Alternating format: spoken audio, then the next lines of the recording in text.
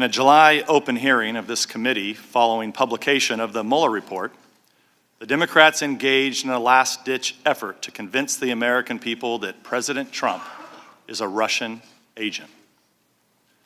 That hearing was the pivotal finale of a 3-year-long operation by the Democrats, the corrupt media, and partisan bureaucrats to overturn the results of the 2016 election.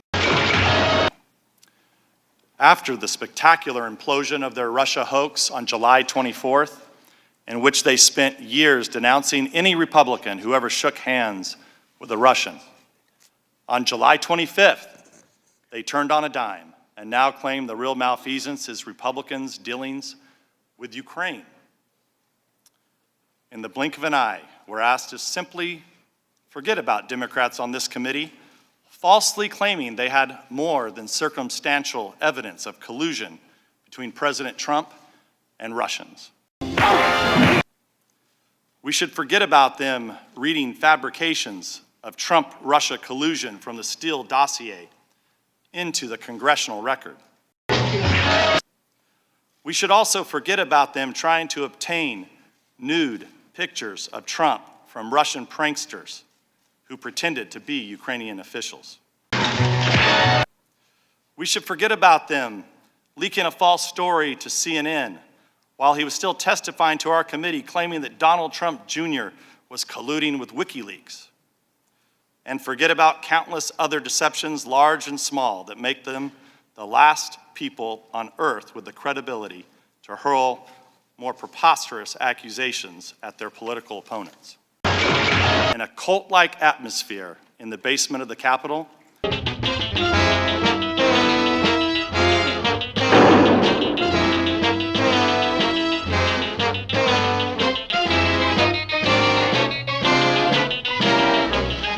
where Democrats conducted secret depositions, released a flood of misleading and We've been very good to your country, very good. No other country has done as much as we have.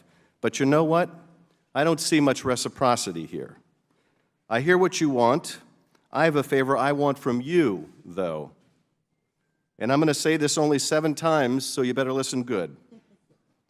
I want you to make up dirt on my political opponent, understand lots of it. On this and on that, I'm going to put you in touch with people, and not just any people. I'm going to put you in touch with Attorney General of the United States, my Attorney General, Bill Barr.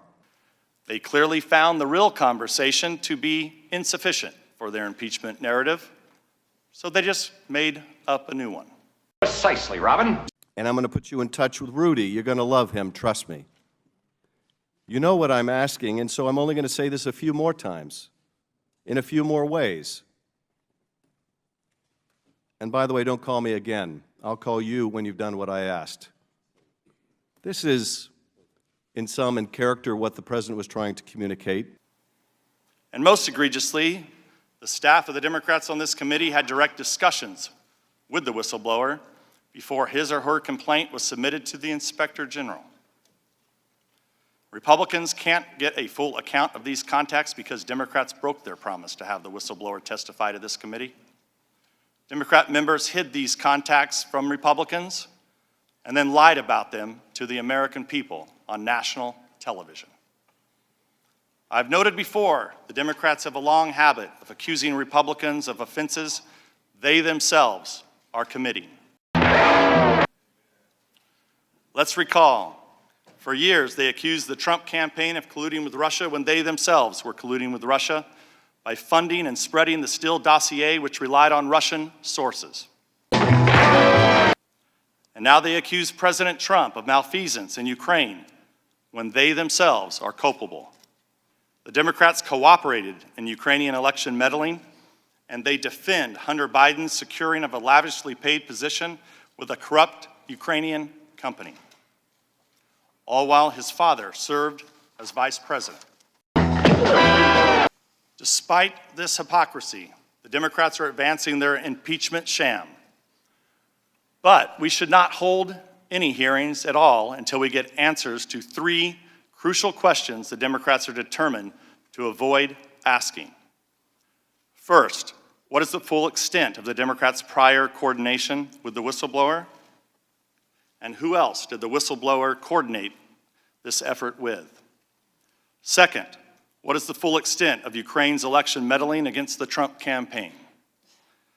And third, why did Burisma hire Hunter Biden, and what did he do for them? And did his position affect any U.S. government actions under the Obama administration? These questions will remain outstanding because Republicans were denied the right to call witnesses that know these answers.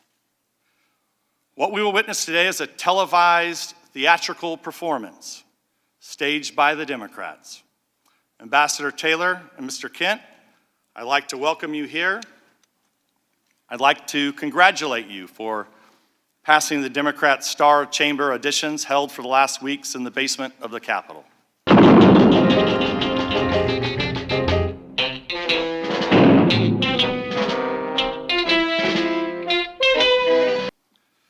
It seems you agreed, witting or unwittingly, to participate in a drama.